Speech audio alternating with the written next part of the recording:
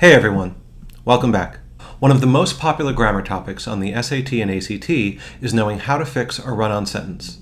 My students sometimes find this topic a little more challenging, especially since they've never learned it in school before. But once they learn the specifics, they can handle it every time. So in this video, let's sort out the difference between commas and semicolons, dependent clauses and independent clauses, and how all of those topics come together to help you fix a run-on.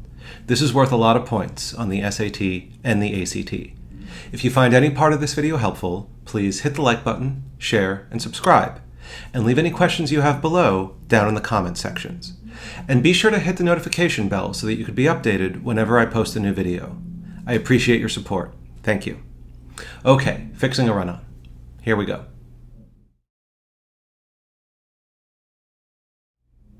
Let's do a quick question first as a warm-up. While the Rock of Gibraltar is located on the Spanish Peninsula, ruled by the English since 1713. The question you always want to ask is whether or not you have full thoughts. So let's read each part of the sentence by itself to see if it could stand on its own. While the Rock of Gibraltar is located on the Spanish Peninsula. That's not a full thought. It can't stand on its own. And let's try the second part. Ruled by the English since 1713. Also not a full thought. So this sentence is a fragment the way it's written. In other words, it can't stand on its own. In order to make it correct, we need a full thought somewhere. Only choice D does that. Let's read it that way. While the Rock of Gibraltar is located on the Spanish Peninsula, it has been ruled by the English since 1713. And that's correct. That gives us at least one full thought somewhere in the middle of the sentence. So this brings us to the terms dependent clause and independent clause. A dependent clause cannot stand on its own. An independent clause can stand on its own. In order for a sentence to be correct, it needs to have at least one independent clause. In other words, it needs to have at least one part that can stand on its own. And here's how you could determine that. In order to be a full thought, a sentence must have a subject and a verb. In other words, it has to have a noun and then an action that noun does. Now, don't worry about memorizing these terms. The test isn't going to quiz you on what it means to be a dependent or an independent clause. You just need to be able to read a sentence and determine whether or not you have full thoughts. So let's see how this applies to commas, semicolons, and fixing a run-on.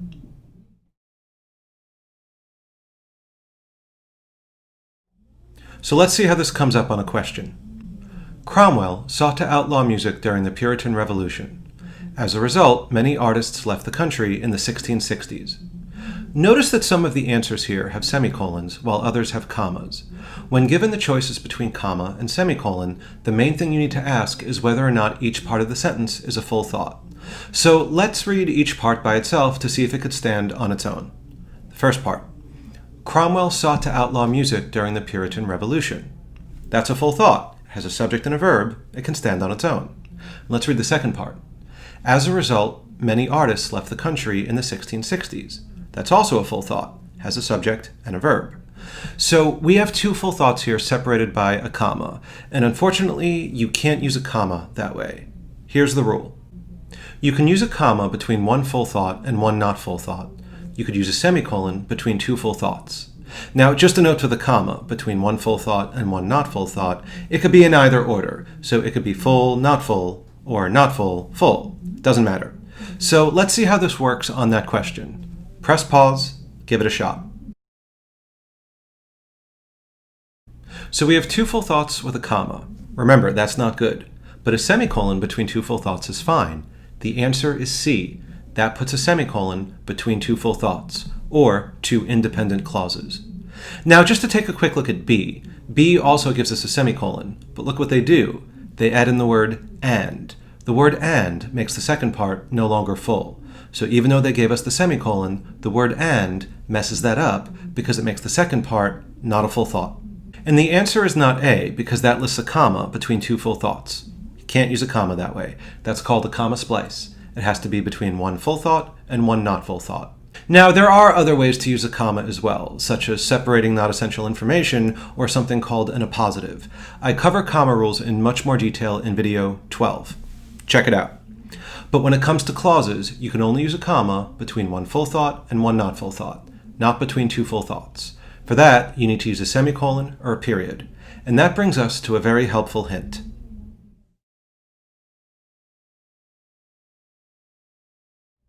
For purposes of the SAT and the ACT, a semicolon and a period essentially mean the same thing. They could only be used between two full thoughts. That means if they both appear in the answer choices, they essentially cancel each other out.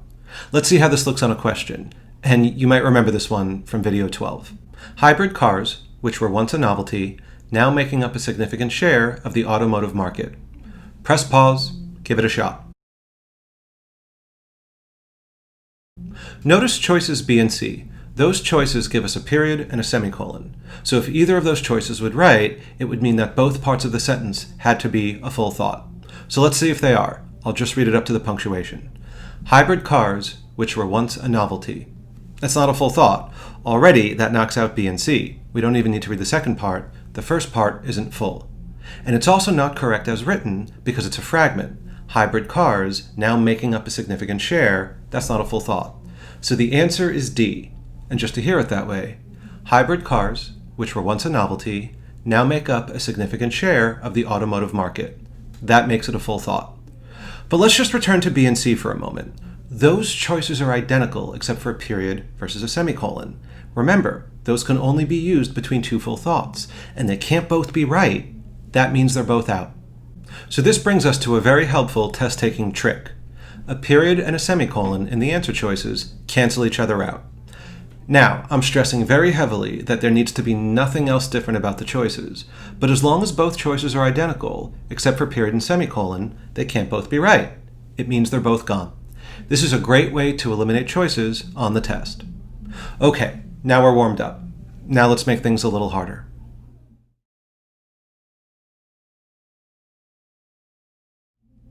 So if a sentence gives you two full thoughts, you can separate them with a semicolon or a period.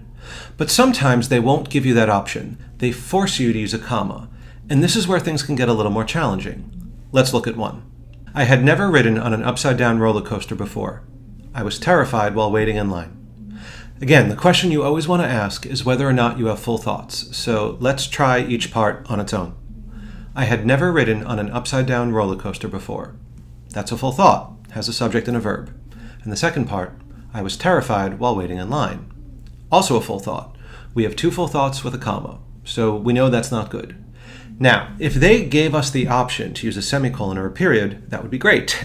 But they don't. They're forcing us to keep it a comma, because that part of the sentence isn't underlined. It has to stay a comma. So that means we need to try something else. We need to take the first part of the sentence and make it no longer a full thought. This is called making a clause dependent. In other words, we're taking what was a full thought and making it no longer a full thought. That way, it could be connected to the second part with a comma. So think about that. Press pause and see which choice does that the best.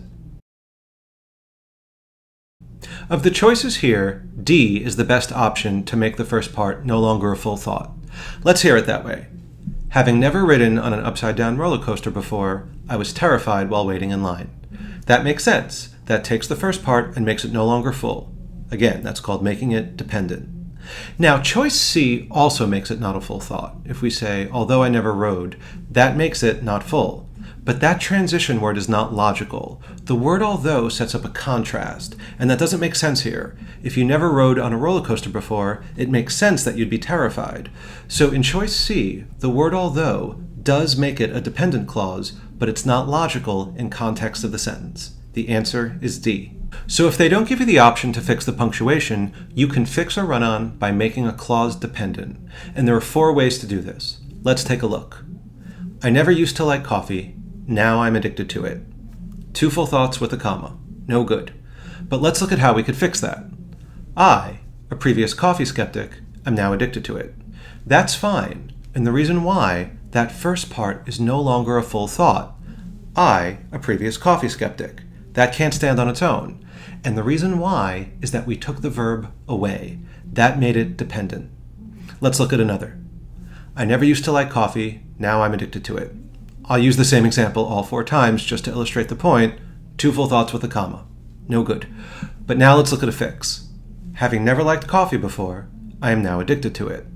That's fine. We took the verb and made the verb an ing verb. We also just did that on the roller coaster question. That's another very popular way to make a clause dependent. That makes the first part no longer full. Let's do it again. I never used to like coffee before. now I'm addicted to it. Still not good. But let's read another fix. I, who never used to like coffee, am now addicted to it. That's fine. We took the first part and made it not full. And the reason why is because we added the word who. This is called a relative pronoun. Relative pronouns include who or which or that. You don't need to know that, but the important part is that those words made it not a full thought. In other words, it's not a full thought to say, I, who never used to like coffee. That makes the clause dependent. And one more. I never used to like coffee. Now I'm addicted to it. It's still not right, but for the fix. I never used to like coffee, but now I'm addicted to it. We added the word but. That's called a conjunction. Adding a conjunction, like but or and, takes a full thought and makes it no longer full. So, there are 4 ways to make a clause dependent to fix a run-on. The first way is to take the verb away.